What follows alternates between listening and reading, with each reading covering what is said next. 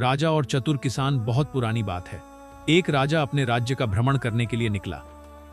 रास्ते में उसने देखा कि एक बूढ़ा किसान अपने खेत में कड़ी धूप में बड़ी मेहनत से फल के पौधे लगा रहा था।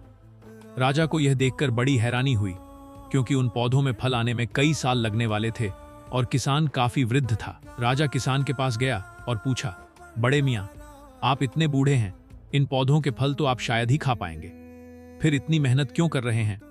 किसान मुस्कुराया और बड़े शांत स्वर में बोला, महाराज, जिन पेड़ों के फल मैंने खाए वे मेरे पूर्वजों ने लगाए थे।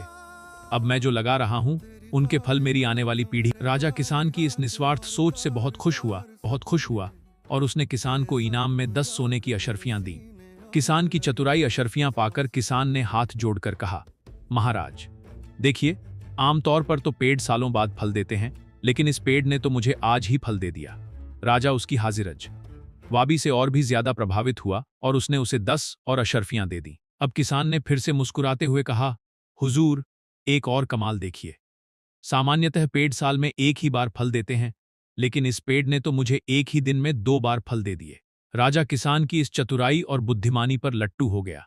उसने उसे तीसरी बार इनाम दिया, लेकिन तभी राजा के मंत्री ने राजा के कान में कहा, महाराज, ये किसान बहुत चतुर है। अगर हम यहां ज्यादा देर रुके तो यह अपनी बातों से आपका पूरा खजाना खाली करवा लेगा। राजा हंसने लगा और अपनी यात्रा पर आगे बढ़